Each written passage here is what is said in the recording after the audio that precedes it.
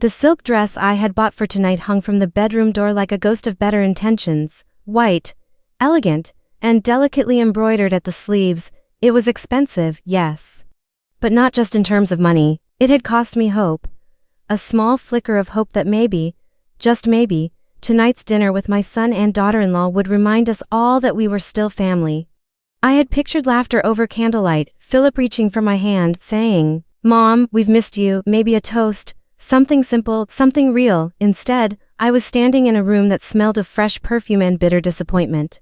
My fingers reached out to the soft fabric, and I remembered the saleswoman's warm smile. "Special night?" she'd asked. "Yes," I'd replied, with a softness in my chest I hadn't felt in months. Dinner with my children, I should have said, was supposed to be special now. The word stung in my throat like a lie I told myself. The clock blinked 3:04 a.m. I didn't know what had woken me at first. A sound. A bad dream? No, it was the vibration of my phone on the nightstand. I grabbed it with the fog of sleep still in my head. One notification blinked at me like a warning light. Transaction approved, $38,000 withdrawn, merchant, Lux Voyages Travel, Dubai. I stared. The number sat heavy on my screen. $38,000. A sum that wasn't just money, but security. It was my rainy day fund, my husband's parting gift before he passed. Our life savings split and stored away, his words echoing from 2 years ago. Just in case, love. For emergencies, for you. My heart beat in my ears, my throat tightened. I sat up and opened the banking app with shaking fingers. It was real. Gone. Just like that, the account was practically empty. Only a few $100s sat in what once was the last financial cushion I had. My mouth went dry. The room suddenly felt colder.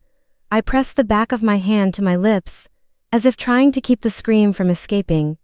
Then came the sick realization. Philip. He had access. I had added him as a co-signer during my surgery last year, just in case something happened, only for emergencies. I had said. His words rang in my ears from just a few nights ago on the phone. "Mom, don't worry about anything.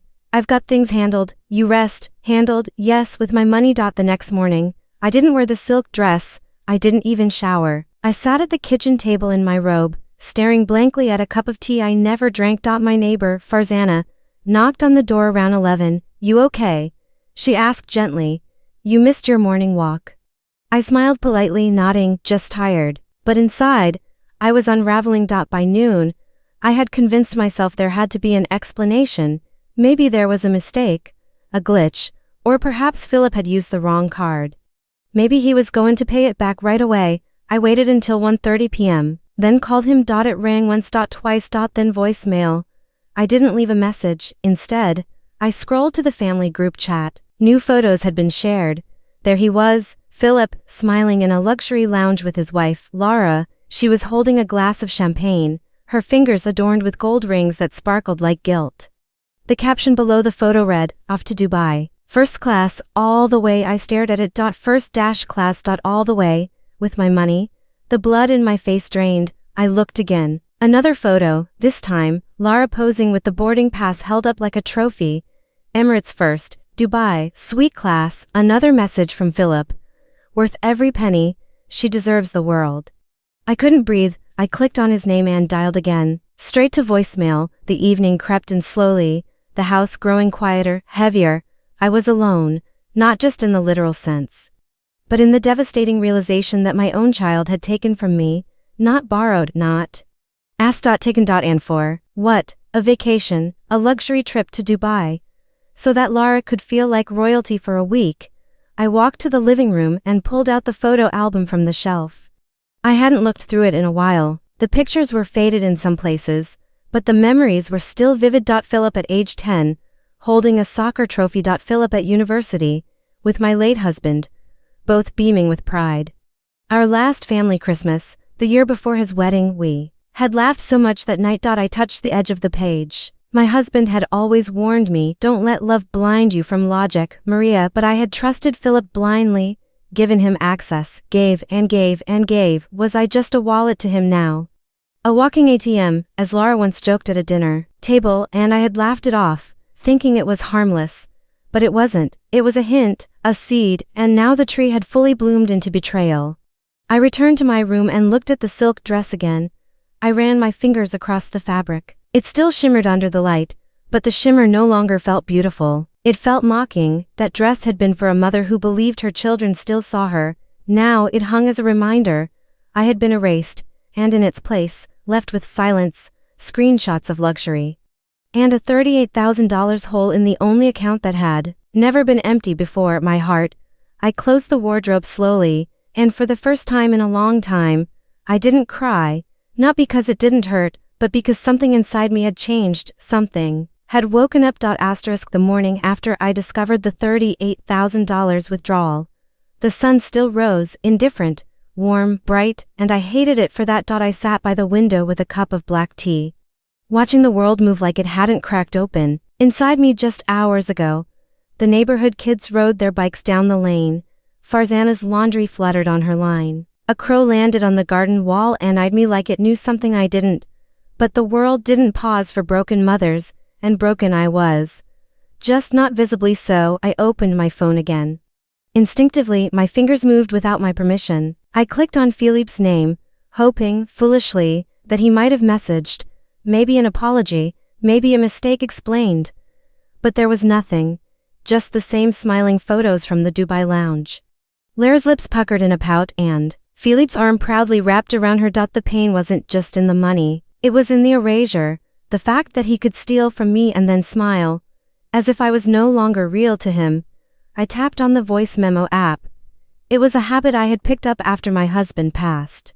Sometimes it helped to record my thoughts, talking into the void, pretending he still listened. I hit record and whispered, "Day 1, betrayed by my son. I'm trying not to feel anything, but I do.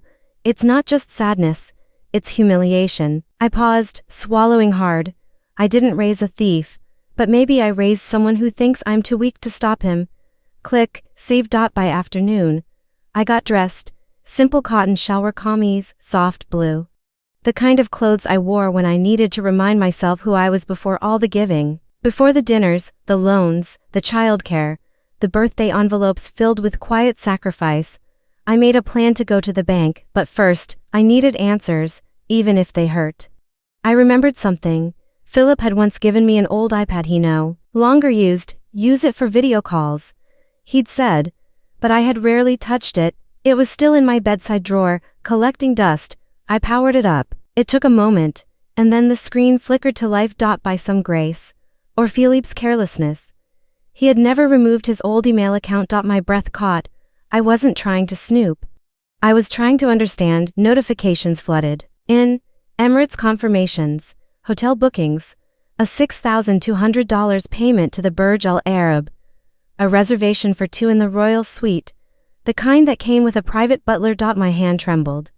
A message titled, "Surprise for Lara" stood out. I opened it. It was from Philip, sent to a travel concierge. It read, "It's her dream birthday. I want everything perfect. Money's not a problem. Just charge the card on file. She deserves first class, gold champagne, views of the sea." She's been patient with me while I figured out the business. Now it's my turn to spoil her. The email had a smiley face at the end. I stared at it, stunned. Money's not a problem. Because I was the money, because I didn't matter. That evening, I finally heard his voice, not in person. No, I wasn't that lucky, but Farzana, bless her habit of watering plants at odd hours, happened to hear something strange. She came over, peeking through my open gate. "Badgie," she whispered, "I think your son's voice is coming from your daughter-in-law's Instagram story." She was right. I opened the app hesitantly and clicked on Lara's most recent video. There they were, in plush robes, room service spread across a marble table. Lara was giggling behind the camera, and Philip was pouring champagne. Then came the words, his voice, and the best part is, we didn't even have to touch our own money. They both laughed. Lara added, "Thanks to Mommy's emergency fund." Oops. I paused the video. My chest went still. Then shallow. They knew it was wrong. And they did it anyway. They planned it, bragged about it, and shared it with the world like a joke. My fingers shook so hard I nearly dropped the phone. I wanted to scream. I wanted to throw something. I wanted to erase the part of me that had ever loved them enough to give them access. But instead, I sat on the edge of my bed, breathing like someone who had just surfaced from underwater. And then I whispered aloud, "You used me." Later that night, I couldn't sleep, The house felt too loud and too quiet at once, like grief was crawling along the walls. I found myself standing in my husband's old study. It still smelled like his cologne, musky, warm, safe. I hadn't touched much since he passed. His chair was still turned slightly to the left. Just how he liked it when reading. His journals still lined the shelf. I pulled one out, a leather-bound diary, the kind he used to write thoughts in every morning. June 12, 2019. Maria worries too much about the kids. She thinks they'll hate us if we say no, but I've seen the hunger in their eyes. Not for love, but for our resources. I pray I'm wrong, but if I'm not, I hope she remembers that love without boundaries isn't love, it's surrender. My hand pressed against the page. He saw it years ago, and I didn't. Around 2:00 a.m., I opened my journal and started writing. Not a diary entry, not a sad poem, but a list, things they took from me without asking: my emergency fund, my sleep, my peace of mind, my husband's legacy, my role as mother, turned bank, my respect. Then I flipped the page and wrote, things I still have: my name, my mind, my home, my dignity, though they tried to rip it out. And a quiet fire I didn't know still burned. The next morning, I looked at myself in the mirror. The woman staring back wasn't old. She wasn't weak. She was waking up. And she was angry, not just for what was taken, but for everything she had allowed. And for the first time since the alert at 3:00 a.m., I said the words out loud. They won't get away with this. The sun filtered through my bedroom curtains like it had done every morning for years, but it felt different today. Like the light had lost its warmth. I sat at the edge of my bed, hands in my lap, staring at the corner of the room where I kept the velvet box, the one that hadn't been touched in months. Or so I thought. It was a deep navy blue box, tucked away in the bottom drawer of my dresser, wrapped in a silk scarf my husband had brought me from Istanbul 20 years ago. I hadn't opened it since his funeral. Inside was the necklace, the last gift he gave me, and the most precious one I owned. A delicate string of white pearls and gold leaves, handcrafted by a jeweler who only made one piece a year. He had saved for months to buy it for the day you feel unseen, he had said, fastening it around my neck that night. Wear this and remember how much you matter. My fingers moved slowly as I reached into the drawer, unfolded the scarf, and lifted the box. It was lighter than I remembered. A deep chill ran through me. I opened it. Empty. No necklace. Just a faint imprint on the velvet where it once rested. I stared, unblinking, for several long seconds before my hands began to tremble. First the money, now this. I tore through the drawer. Maybe I had misplaced it. Maybe I had moved it after a cleaning spree. My mind raced with excuses. I checked every jewelry box, every envelope, even behind the dresser in desperation. Nothing. My husband's necklace, gone, and I already knew who took it. That afternoon, I went to the bank. The manager, Mr. Sajjad, was polite but hesitant. You gave your son co-signing authority, madam, he explained after I showed him the transactions. I gave him access, I said tightly, not permission. He cleared his throat, lowering his voice. The payment went to Lux Voyages, and another to Emirates directly. There's also a recent deposit, $4,000, into his business account, transferred from yours. My jaw tightened. I didn't approve that. You technically don't have to, since it was a shared account. My heart sank. I had signed the forms myself, trusted him, and now every signature, every blind act of love felt like a knife I had unknowingly held to my own chest. Can you tell me what the remaining balance is? I asked. He hesitated, then turned the monitor. $87. For 3, that was it. I nodded slowly, thanked him, and left, my back straighter than it had been in days, even though I felt hollow inside. I got home to a voicemail. It wasn't Philip. It was Laura. Her voice, breezy and casual, dripped with entitlement. Hey Maria, just checking in. We're having such an amazing time. Philip said you might be a little upset about the bank thing, but honestly, it's all gonna work out, okay? It's not like we stole it. You always say what's yours is ours. We'll talk when we're back. Love you. She ended it with a kissy sound. I stood frozen. Not just because of her arrogance, but because of the word stole and how easily she danced around it. I Ling. And then I remembered something else. Weeks ago, I had seen her in my room rummaging through drawers. She had laughed when I entered. Oh, I was just looking for that hand cream you always use. It smells like memories. S'mores. No. She wasn't looking for cream. She was looking for the necklace. I pulled out the receipt I had kept from the jeweler, hidden in my husband's last birthday card to me. It was from a place in Clifton, an old high-end shop called Mare & Sons. I called them. Hello, I said, trying to keep my voice steady. I bought a custom necklace here 5 years ago. Gold with pearls, it was. Very sentimental. I think someone may have pawned or sold it here. The man on the other end asked for a photo. I sent one, an old picture of me wearing it at a wedding. A minute passed, then two, then his message came. Yes, madam. A young woman sold this piece last month, slim, tall, red hair streaks. Is she your daughter-in-law? I corrected silently.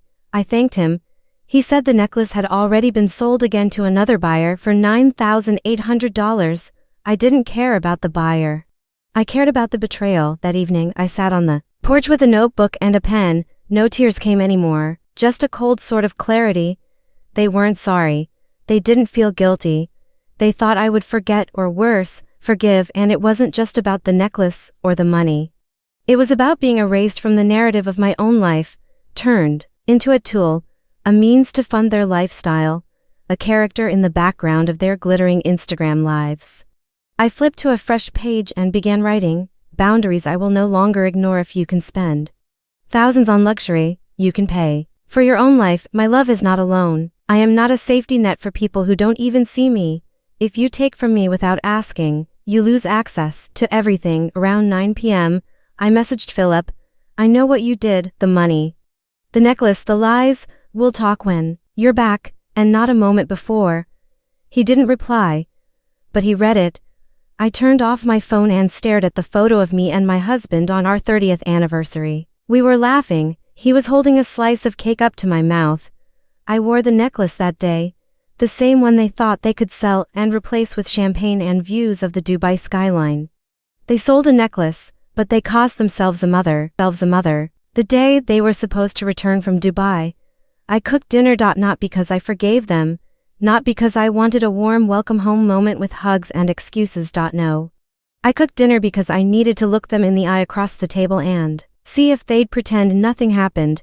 There's a certain kind of confrontation that doesn't need screaming. It's colder than rage, quieter than disappointment. It's silence heavy with knowledge, served with rice and broken trust. I made chicken pulao, Philippe's favorite.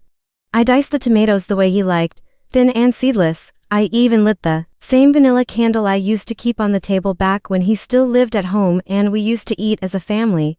The aroma filled the house, but it didn't feel warm. It felt like I was preparing a funeral feast for a relationship that had already died. At 7:43 p.m., I heard the gate creak open.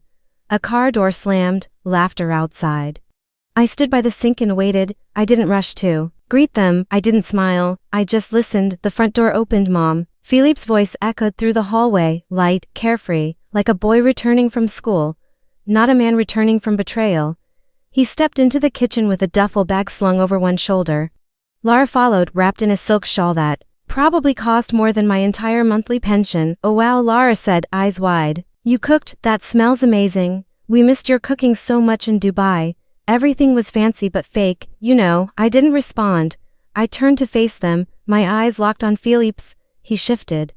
Lara kept talking. We brought you something from the gold souk. Wait, let me grab it. Sit, I said, voice calm. We need to talk first. Philip cleared his throat and pulled out a chair. Lara hesitated, then followed. The table was set for three, for family, but that word didn't feel true anymore. I sat down and placed a printed photo between us. It was the screenshot of Lara's Instagram story, the one where Philip had said, and the best part is, we didn't even have to touch our own money. Their laughter frozen in digital memory. Philip stared at it. Lara blinked. Oh, that. I waited. He looked up. Mom, look. I was going to talk to you. It was a mistake. No, I said sharply. It wasn't a mistake, it was a decision. Lara's tone changed, defensive. You always say what's yours is ours, Maria. You treat Philip like a little boy. But he's trying to build something for us. We just needed a little help. Help, I repeated. $38,000, my husband's necklace, my emergency fund. That's not help, that's theft. Philip leaned forward, face tightening. You're making this sound worse than it is. I was going to pay it back. With what? I asked. Instagram photos, hotel towels, or another business pitch that fails while I eat boiled eggs to pay the electricity bill. He looked away. Lara's lips parted, then shut. I reached into the drawer beside the table and placed a small velvet box on the table. Empty. Double quotes. This, I said, tapping the lid, was the last gift your father gave me. The day he knew he didn't have much time left. Philippe's eyes fell. Mom, I didn't know Lara took that. I did it for both of us, Lara interrupted. We were behind on rent for the shop. You wouldn't understand. I wouldn't understand, I echoed. I was your age once. I built a home on less than what you spent on one night in a hotel. Philip stood up, jaw clenched. So what, you want me to grovel? We said we'd fix it. You're blowing this out of proportion. I stood too. No, I said, voice low and calm. I don't want groveling. I want boundaries and consequences. He frowned. What's that supposed to mean? It means, I said, stepping away from the table, you won't have access to my accounts anymore. I've spoken to the bank. Your name is removed. And I've spoken to a lawyer. Your co-ownership of this house. It ends this week. His eyes widened. You're throwing me out. No, I said. You walked yourself out. I'm just locking the door behind you. Lara laughed, an awkward, dry laugh. Wow. So now you're the victim. I'm the one who paid. I replied, with more than money. Dinner sat untouched. The silence was louder than any shouting could have been. Philip stared at the plate in front of him, then looked up. We'll leave in the morning. No, I said. You'll leave tonight. Lara scoffed. You're unbelievable. I turned to her. And you're uninvited from my life, from my home, from any future in which I am used like a vending machine for your convenience. Philippe's shoulders slumped. He looked like the little boy I once held in my arms. The same boy who clutched my sorry when he was scared of the dark. But that boy was gone. What sat before me was a man who made choices, and choices come with consequences. They left an hour later. No hugs. No apologies. Just the sound of the gate swinging closed. And the faint scent of my cooking lingering in the air. I stood at the window, watching their taillights disappear into the night, and then I sat alone at the table. I ate that pulao, one bite at a time, in silence. Because I had already swallowed far worse. The night after Philip and Lara left, the house felt cavernous. The silence was no longer peaceful. It was a kind of echoing emptiness that lingered in every room, especially his old bedroom, which still held traces of a boy who used to run to me when nightmares shook him awake. I should have been used to being alone by now. My husband had been gone 3 years, and I had made peace with the widowhood that followed. But this being abandoned by the child we raised with love and sacrifices was another kind of loneliness. It had a cruelty too. One that clung tighter than grief. I hadn't entered my husband Samir's study in months, but tonight, after the confrontation, after the untouched dinner, after I locked the gate behind Philip and Lara, I found myself standing outside that room. The door creaked open, the smell of old books and sandalwood oil lingering like a memory, his scent, his space. I ran my hand along the shelf, fingers tracing the leather-bound spines of his books, some still dog-eared, some yellowed by time. Then I saw it, the brown cloth-bound journal. The one he wrote in every week, sometimes in long, thoughtful silences, sometimes scribbling late into the night. I had never opened it before. He used to say, when I'm gone and you feel lost, read this. It's not instructions, it's a map of my heart. I never thought I'd be desperate enough to need it, but tonight, I did. I sat at his desk, opened the first page, and inhaled deeply as if I were about to speak to him directly. The ink had faded slightly, but his writing was unmistakable. November 12th, Maria smiled today while stirring dal. She doesn't know how beautiful she looks when she hums to herself in the kitchen. I blinked hard. December 3rd. Philip got in on his math test. We celebrated with coffee. He doesn't know it yet, but he's got a fire in him. I just hope he doesn't let the world water it down. I kept turning the pages. Memories spilled out, snapshots of a life we built with borrowed dreams and stitched together joy. His thoughts were raw, honest, full of quiet admiration for a family he adored. Then I came to the pages written in the final months before his illness took him. March 9th, I worry about Maria when I'm gone. She gives so much and keeps so little for herself. I hope Philip doesn't mistake her softness for weakness. April 22nd, Lara's charm feels too smooth. She flatters to get close, I see it. Even if Philip doesn't, but I'll stay silent. Maybe I'm wrong. God, I hope I'm wrong. May 5th, I want Maria to keep the necklace. It's not about its worth, it's about what it meant. Our first anniversary gift after we sold the motorbike. It should stay with her, always, my hands trembled, he knew. He saw it before I did, the hunger behind Lara's polished smile, the slow change in Philip. And still, he had hoped, he had trusted me to see it through. Tears rolled down my cheeks, landing on the page where he had written, "If the time ever comes when they forget who she is, when they treat her like less, I pray she remembers her own worth and walks away with her head high." I closed the journal and held it to my chest. This was the map he left for me. Not just of memories but of clarity, of strength. He saw the storm long before it broke. And now I could no longer pretend I hadn't been warned. The next morning, I went through the rest of his desk drawers, legal documents, insurance papers, and a copy of his last will. He had left everything to me, with one handwritten addendum tucked at the back: "In the event that Maria feels unsafe, unsupported, or unrespected by any beneficiary, she has full rights to revoke any shared assets. Trust her judgment, she's wiser than she believes." He had signed it, notarized it, sealed it. I sat in that chair, overwhelmed, angry, grateful, heartbroken. This man, gone 3 years, had protected me better in death than my son had in life. Later, that day, I called my lawyer again. I found my husband's updated directive. I said calmly, "We're going through with the property revocation, and I want to discuss a restraining clause for financial access going forward." He didn't even hesitate. "Understood, we'll handle everything. You're not alone in this." Not alone? That phrase echoed in my head, because I had felt alone. I had believed I was a burden, that asking questions made me difficult, that drawing lines made me heartless. But I had forgotten something my husband always said: "A woman's heart may be soft, but her spine must be steel." That evening, I gathered every trace of Philip and Lara from the house. The photo frames, the half-used perfume bottle she left in the guest bath, the paperwork from his failed startup that I had helped fund without knowing. I packed it all neatly in a box, sealed it, and labeled it "Return to Sender." Return to Sender. I dropped it off at their apartment building the next morning. No note, no warning, just the box at their door. Let them open it and feel the weight of what they discarded. Let them understand that love doesn't mean surrender. I returned home, made a cup of chai, and sat by the window where Samir used to read the paper. I opened his journal again, not to cry this time, but to feel held, to feel guided, because I wasn't broken. I was bruised, disappointed, angry, but not broken, and I wasn't going to let them treat me like someone waiting to be forgiven for having limits. As I flipped through the last few pages of the journal, one note stood out in bold: "Maria, if you're reading this and you're still doubting your value, let me remind you, you are not disposable, you are not replaceable. You are the root of this family tree. If they forget, let the branches fall." That night, I slept with the journal beside me. And for the first time in weeks, I didn't wake up to fear. I woke up to resolve. T was a quiet Sunday morning, the kind where the sunlight filters in gently, and the world feels soft for just a moment, like it's trying to offer you peace before chaos finds its way in. I was mid-sip through my second cup of chai when the doorbell rang. I didn't expect anyone. No appointments, no grocery deliveries, no neighbors dropping by for sugar or stories, just silence, until that chime fractured it.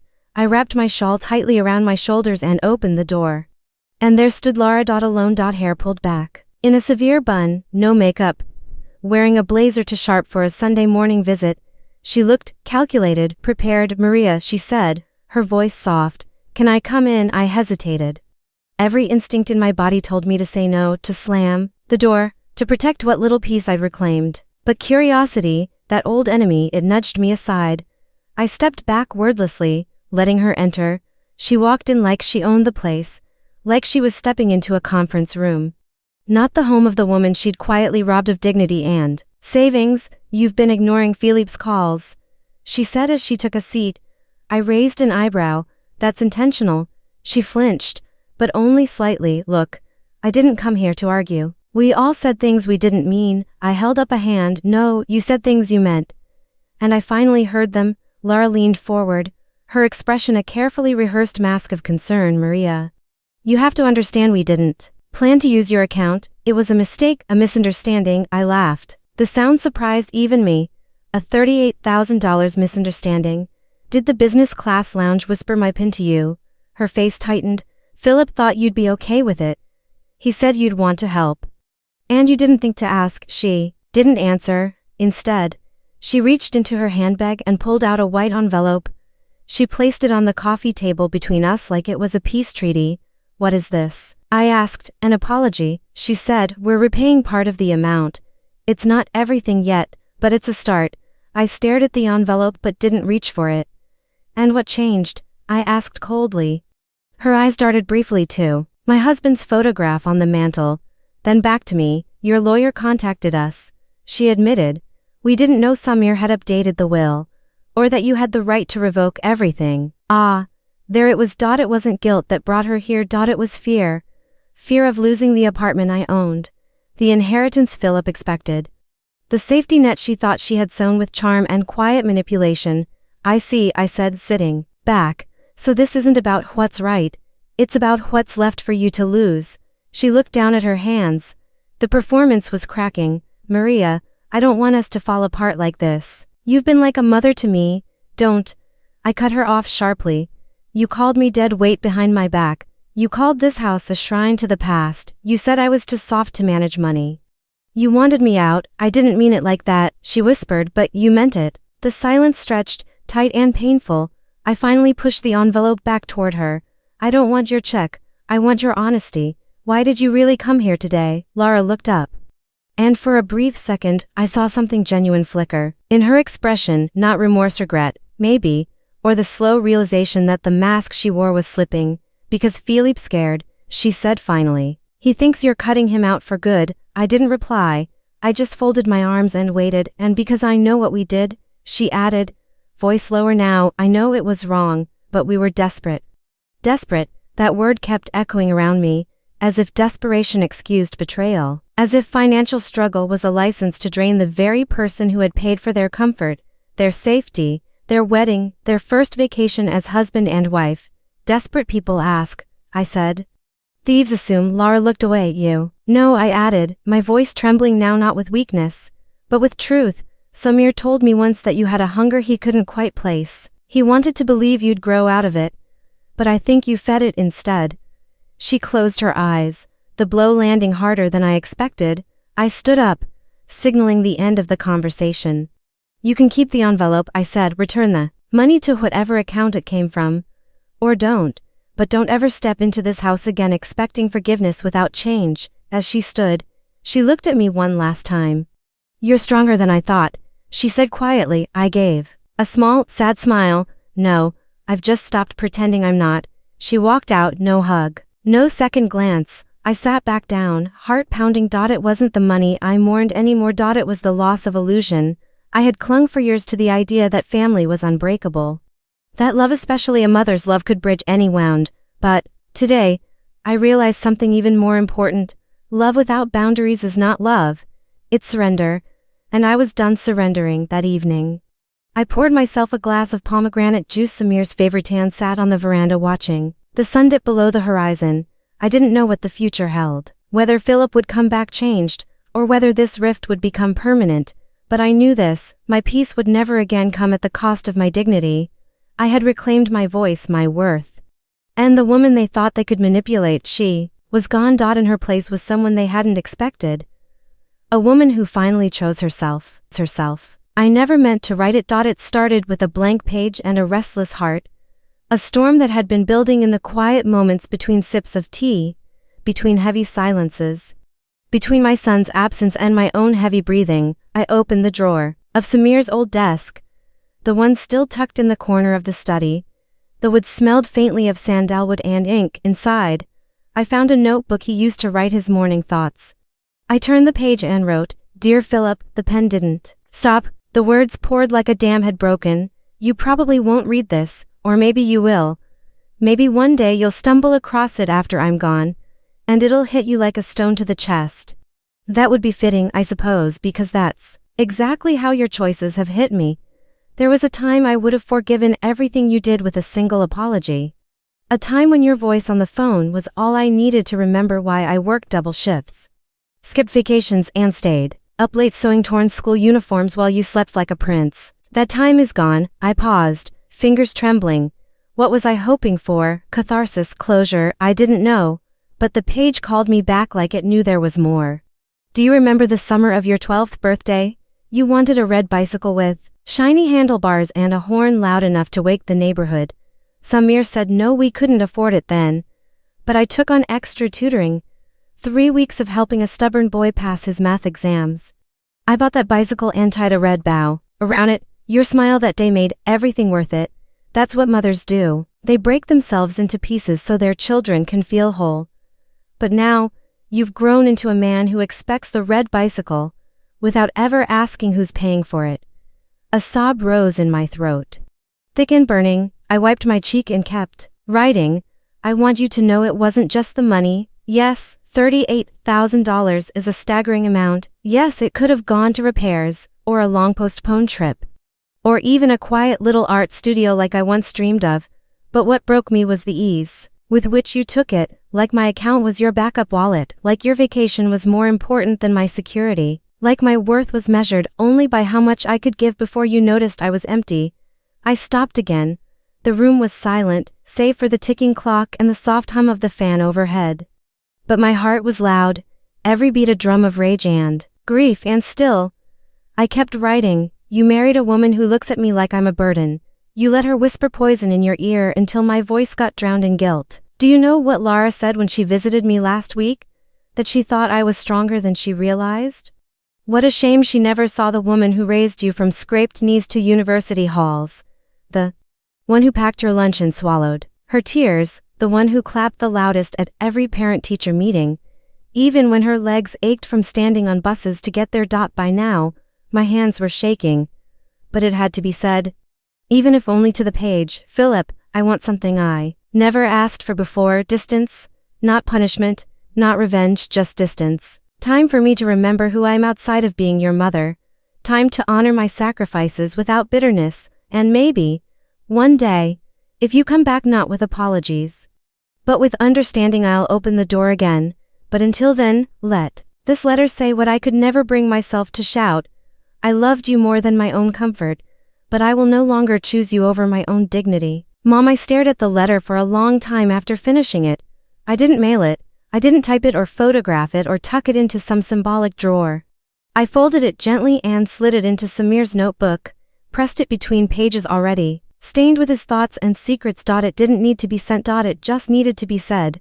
That night, I slept without medication, for the first time in months. No guilt chewing at my ribs, no phantom memories whispering in the dark, just the quiet, firm truth of a woman who finally stopped begging to be respected. The next morning, I went into the kitchen and made parathas crisp, golden, perfectly layered, the way Samir used to like them. I sat by the window and looked outside, watching the neighbors' grandchildren run barefoot through their lawn sprinkler, shrieking with laughter. Life hadn't ended with Philippe's betrayal. It had, in some quiet way, begun again. A few days later, a text came through. Mom, I just wanted to say, I read your letter. Lara said she found it in the study drawer when she was packing up some things. I don't even know where to start, but I want to, if you'll let me. I stared at the message. Funny how the letter I never meant to send had traveled farther than my years of sacrifice ever did. I didn't reply, not yet, because this time, the apology needed to be bigger than words on a screen. The knock came on a Sunday morning. 3 soft raps, hesitant, not the kind neighbors make when they bring leftover sweets or ask for lemons. This one was unsure, like the person on the other side wasn't sure if they were welcome. I froze at the kitchen sink, hands still wet from rinsing my teacup. Outside, the sun was pouring through the curtains, making little diamonds on the tiled floor. Inside me, something heavier stirred, a weight I hadn't felt in days, not since writing the letter I never meant to send. Another knock. I dried my hands on the edge of my curtain and walked slowly to the door. My heart was already racing. And a part of me, a deeply wounded part, prayed it wasn't him. But it was. Philip. He stood there with a bouquet of white lilies, the kind his father used to bring me on our anniversary. He was thinner than I remembered, his face drawn, as if sleepless nights had begun to etch their regrets into his skin. Hi, Mom, his voice cracked. Can I come in? I didn't answer right away. I studied him, his eyes rimmed with uncertainty, the way he held the flowers like an apology. The silence between us was thick, not with anger, but with all the words we hadn't said for years. I made chai, I said finally, stepping aside. It's hot. He walked in slowly, like he was afraid to breathe too loudly. The living room looked the same as ever, yet different with his presence, heavier somehow. I placed the flowers in a vase and brought the tea. We sat facing each other. He kept looking around, as though expecting the walls to whisper blame. "You look well," he said. "I've been resting." I sipped my tea, resting from expectations. He flinched. "I deserve that." I didn't deny it. He put the cup down and reached into his coat pocket. "I know this doesn't change anything, but," he pulled out a bank envelope and slid it across the table. "It's a cashier's check. I've returned every dollar." With interest, I stared at the envelope but didn't touch it. "Why now?" He looked down. "Because I finally saw what I refused to see. Lara and I were not in a good place, and I realized that somewhere in chasing her approval, I lost the only woman who ever loved me without condition." I swallowed hard, the bitterness resurfacing. "You didn't lose me, Philip. You gave me away. You handed me over to convenience." And silence. He nodded slowly, shame etched deep into his face. "I thought money was just money. I thought you'd understand." "No," I said firmly. "You thought I wouldn't notice, or worse, you thought I'd be too afraid to say no, and maybe for a while, I was." We sat in silence, the weight of honesty making the air feel thick. "I read your letter again," he said, "and I remembered the red bicycle, the way you never once mentioned how hard it was for you. I thought about how easy it was for me to forget that, to forget you." This time, I looked at him directly. "Philip, forgiveness isn't something I can give because you brought flowers and a check.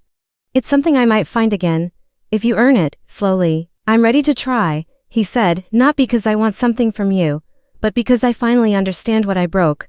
I believed him, or maybe I wanted to. "Start small," I said. "Come next Sunday. Bring the groceries, help me fix the kitchen light. Be here, not as a guest, but as my son."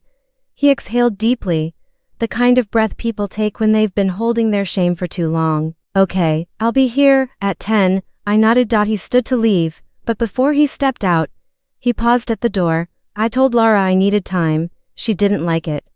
But I needed space to rebuild what I destroyed. I hope you believe I'm not here because I'm alone. I'm here because I don't want to be lost anymore." I didn't say anything, not then, but as I closed the door behind him, I realized something inside me had shifted, not healed, but cracked open, just enough for light to find its way in. That night, I stood at the window with a blanket around my shoulders. The street was quiet, the stars scattered across the dark like secrets. Samir used to say forgiveness was less about the other person and more about freeing yourself from the weight of the past. I still didn't know if I was ready to forgive Philip, but I was ready to stop letting his betrayal define my days. That was a start, and starts, I was learning, are often quieter than endings, but just as powerful, just as powerful. The sun was barely peeking through the curtains when I heard the gate creak open. I didn't expect him to be early. In truth, I half expected he wouldn't come at all. But there he was, Philip, holding a brown paper bag in one hand and a toolkit in the other. I stood at the kitchen counter, hands still warm from kneading dough for parathas, pretending I hadn't been watching from the window since 9:30, 10:01. I said as I opened the door, cutting it close. He gave a sheepish smile. "Traffic." A pause, then, but I didn't want to be late. I gestured for him to come in. He slipped off his shoes like he used to as a teenager, lined them neatly beside the mat, and followed me inside. The quiet between us wasn't hostile anymore. It had changed color from cold gray to something more neutral, waiting to be warmed. He set the bag on the table. "I brought some groceries. You said milk, eggs and haldi, but I added a few other things." He pulled out a bunch of coriander, a small box of strawberries, and a jar of my favorite pickles from the old shop on Hill Road. I didn't say thank you, not yet, but I took the items and began organizing them into the fridge. He looked around, the kitchen light, still broken, the switch flickers. He nodded and picked up the toolkit. "I'll get started," and just like that, we moved through the morning like two people trying to find each other in a house too big for silence. By noon, the smell of parathas filled the air. I poured chai into 2 mugs while Philip carefully tested the repaired light switch. He flicked it once, twice, working perfectly. He announced. I clapped once. "A miracle worker," he grinned. "Don't let it go to my head." We sat at the table, the food steaming between us. He reached for the pickle without asking, an old habit. It made something flicker in my chest. Not pain, not joy, just memory. This used to be our Sunday routine. I said you'd fix things. Then still have the prath as before. Anyone else woke up. He smiled. I never liked waiting for Dad. He always wanted to read the paper first. I laughed softly. He never finished that paper. Always got distracted by your sister's stories. Philippe's face changed slightly at the mention of his sister Lena. The wedge between them had only widened over the years. She called me last week, I said, watching him. He set down his chai. I figured she would. She was angry. I don't blame her. She said you never apologized to her. That you took what didn't belong to you and didn't even bother to tell her until she saw the pictures on Lara's Instagram. He exhaled slowly. I was a coward. I thought if I said nothing, the storm would pass. But families, I said, aren't meant to be weathered like storms. They're meant to be built like homes. Brick by brick, honest ones. He looked down at his plate. Do you think she'll forgive me? I don't know, I said honestly. But I do know she wants you to try, and not with money, with truth. That afternoon, something happened that hadn't in months. Laughter echoed through my home. Philip told me about the time he tried to impress Lara's father by cooking dinner and accidentally set off the smoke alarm. I told him about a neighbor who wore to left shoes to a wedding and danced like she didn't care. We laughed until tears welled in the corners of our eyes. And when he stood to leave, he hugged me. Not the stiff, polite kind he'd perfected over the years, but the lingering, wordless embrace of someone who finally remembered how. Same time next Sunday. He asked, if the light holds? I teased. He smiled. I'll bring a backup bulb just in case. That evening, I found myself doing something I hadn't done in weeks. I sat at my desk and opened my journal. The one Samir gifted me on our 25th anniversary, August 4th. Today, Philip came home. Not just into the house, but into my life again. The light above the stove now works. But more importantly, the light inside me flickered on too. For the first time since the betrayal, I feel something like peace brushing against the edge of my grief. It's not over, but it's beginning again. Later that night, I received a message on the family group chat, one that surprised me. Lena. Philip called. We spoke for an hour. He didn't make excuses, just listened. I'm still angry, but I needed him to hear that. Thanks, Mom. Another ping followed seconds later. Philip, I deserved it all. I'll keep showing up for both of you. And then a simple message from me, brick by brick. That's how we rebuild. I closed my phone and stepped outside. The air was cool. The sky smeared with fading pinks and oranges. It wasn't a dramatic ending. No grand apologies shouted across rooms. No weeping in doorways. Just tea, groceries, a working light, and a Sunday that didn't feel heavy anymore. A Sunday like no other. And I held it close, because healing, I was learning, doesn't always arrive with thunder. Sometimes, it comes wrapped in simplicity. A paper bag of groceries, a fixed light switch, a shared laugh over parathas, and the sound of a son returning home, not with his suitcase, but with his heart. The bank balance hadn't changed still, a glaring, unapologetic string of zeros on the screen, but something in me had.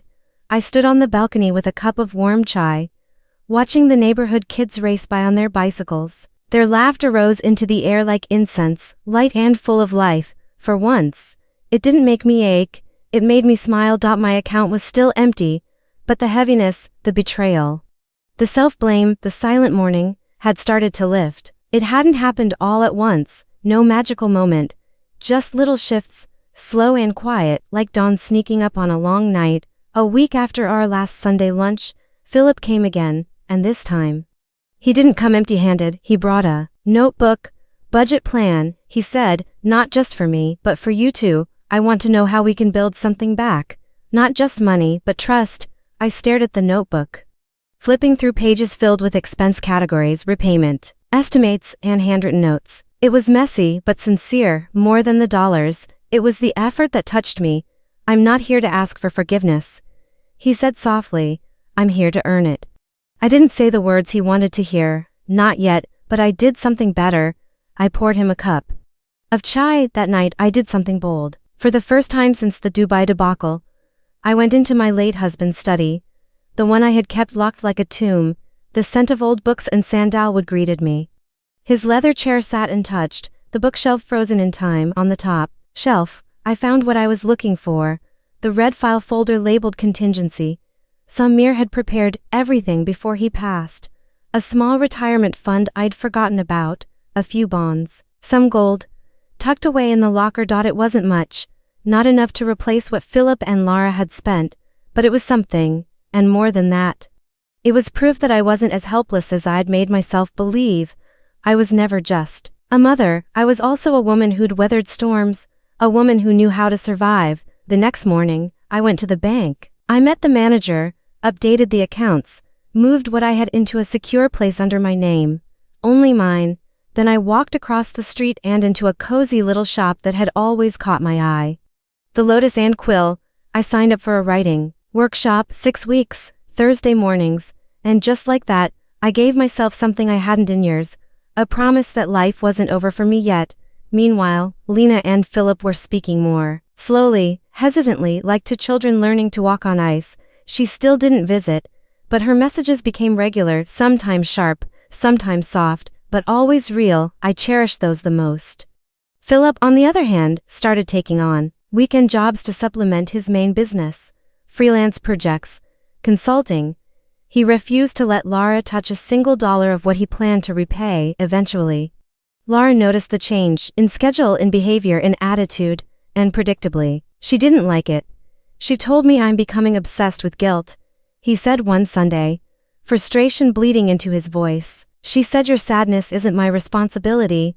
I didn't comment, I simply asked, and what did you say? He looked me in the eye and said, I told her your sadness was never the problem.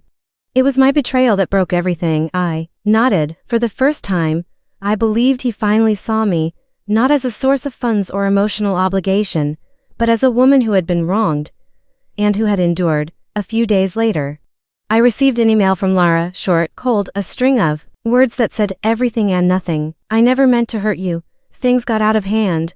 I just wanted Philip to succeed. I hope one day you can see that. I read it once, twice, then I archived it.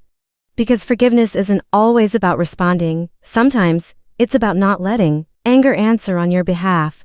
I stood in front of the mirror a week later, wearing that silk white dress I had once bought for the dinner that never happened. It still fit, but it didn't look the same. Back then, it was a dress of hope, a symbol of blind trust. Now, it felt like armor. That evening, I went out alone to the new art exhibition in town, to a cafe with live poetry, to a quiet dinner table set for one, and I didn't feel lonely. Because when you've learned to sit with yourself in truth, when you've chosen dignity over desperation, being alone stops feeling like punishment. It starts feeling like freedom. I came home, slipped off the dress and hung it back on the door, not like a ghost this time, but like a memory honored and released. And then I did something I hadn't done in months. I danced. No music, no audience, just me and the soft rhythm of closure. August 15th journal entry. My account is still recovering, my family is still healing, but my heart is finally free. Today, I lived a full day. One where my worth wasn't tied to what I gave, but to who I am. And that, I've realized, is the richest I've felt in years. The first time I ever held Philip, he was wrapped in a blue blanket with a tiny hospital tag around his wrist. His fingers were barely the size of flower buds, and his cry, oh, it was loud and fierce. That night, I looked at him and whispered, you'll never have to fight for love, my son, not while I'm here. I wonder now if that promise broke me in the end, because I kept giving and giving and giving until I wasn't a mother anymore. Just an ATM with a soft smile and predictable PIN code. It's strange how betrayal makes you revisit everything, even the things you once swore were pure. I used to believe I gave out of love. Now, I realize I gave out of fear that if I stopped giving, they'd stop coming, fear that if I said no, I'd be forgotten. And that, to me, was worse than being used. It took an empty account and a first-class betrayal to finally show me the truth. I had mistaken control for love, and sacrifice for connection. When Philip and Lara booked that luxurious Dubai trip without a word to me, they didn't just spend my money, they shattered the illusion I'd built over decades. I still remember the moment I saw the $38,000 deduction. It felt like someone had reached into my chest and yanked out the air, but what followed was worse. Silence. No phone call, no apology, just pretty Instagram pictures of palm trees, gold-plated desserts, and their feet dipped in hotel pools I had paid for. One photo in particular, Lara in a white swimsuit, Captioned, manifesting the life we deserve. I remember staring at that word, deserve. Did I deserve to be left behind? Both financially and emotionally? Did I deserve to sit in a dim kitchen counting grocery bills while they sipped cocktails in the clouds? Now, months later, I see it more clearly. Their idea of deserve was tied to entitlement. Mine is tied to effort, patience, love. They spent money. I spent years. They bought luxury. I bought loyalty, or so I thought, but here's what the silence taught me. You can raise a child with everything, and they can still choose to become someone you don't recognize. And that is not your failure, that is their choice. The strangest thing, after all of it, I still love them. I don't love their behavior. I don't condone it, but the mother in me, she's quieter now. But not gone, she simply loves with boundaries. I no longer mistake access for affection. I no longer confuse their need for me with care for me. Recently, Lena stopped by, no text, no warning, just a knock on the door and her hesitant voice saying, "Mom." She looked thinner. Not unwell, just more humble. We talked. She apologized. And I didn't cry, not because I wasn't moved, but because I had finally learned how to receive without breaking. I judged you, she whispered. I thought you were clinging to money, but now I see. It was never about that, it was about not being seen. I nodded. She was right. All those dinners I planned, all those gifts I gave. They weren't about wealth, they were about being noticed. I used to think visibility was a reward, something my children would naturally give me for years of service. But now, I understand. Visibility isn't something you wait to be given. It's something you claim for yourself. So I've started claiming things. Small things, big things. I now walk every morning at the park, not to kill time but to feel my own breath matter. I read books again. Not just cookbooks or self-help guides, but poetry, essays, stories that stir something inside me. I even joined a senior writing group. We meet every Friday, and we write stories that sound like pain wrapped in courage. Just last week, I read a piece titled, "What a Mother Keeps After the Wallet is Empty." They clapped. One woman cried, and for once, I wasn't just someone's mother, I was me, raw, seen, heard. Philip still visits. He's rebuilding slowly, earnestly. He brings groceries sometimes, never flashy things. Just basics, rice, milk, my favorite chocolate. He doesn't say I'm sorry often anymore. But I can see it in how he lingers after dinner, in how he washes the dishes without being asked, in how he listens when I talk about my day. Not out of politeness, but interest. Lara, she hasn't come, and I'm okay with that. Some distances are meant to stay. Some silences speak more truth than empty apologies. Today, I checked my new account. It's still modest, not extravagant, but it's mine, untouched, free of guilt. It's not just about money anymore. It's about knowing that I am no longer obligated to buy my worth in my children's lives. I sat at my old desk this evening, the one with the tiny crack in the corner and the drawer that always sticks. I opened a fresh notebook and wrote, I was never just their bank. I was a woman holding up generations with 2 hands and a tired heart, and now, I choose to hold myself. The hallway echoed softly beneath my steps. Lined with muted paintings and polished wooden floors that smelled faintly of lavender, oil and thyme, I had just returned from the community center's senior storytelling event, where my short piece, Inheritance of Silence, had been selected to open the reading. The applause had been polite but warm. No one there knew about Philip or Lara, or the long, painful unraveling that once defined my identity, and that anonymity felt liberating. I placed my handbag on the side table and glanced at the photo frame near the bookshelf, a recent one, taken at Lena's engagement party. She stood between Philip and me, her fiancé smiling awkwardly as if still unsure how to pose in this family that had seen too much and spoken too little. Philip looked older now, the same crease on his brow his father once had. His arm was wrapped lightly around my shoulder in the photo, but what stood out wasn't the gesture, it was the sincerity in his eyes, presence, not performance. The doorbell rang. When I opened it, a little girl ran straight into my arms, shrieking, "Nani, Maya, Philippe's daughter, my granddaughter." Behind her stood Philip, holding a tiffin carrier. "I brought the methylulu you like," he said.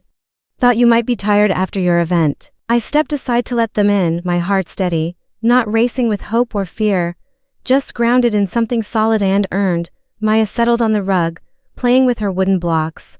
Philip sat at the dining table, pouring chai into 2 cups. Without being asked. There was no apology in the room anymore. No tension, just the quiet dignity of a relationship rebuilt, not through promises, but through action, consistency, and time. And as I looked around the room, modest, warm, filled with books and laughter again, I realized something definitive. I hadn't just regained what I lost. I had constructed something far better, not a return to what was, but the slow, patient architecture of what could still be.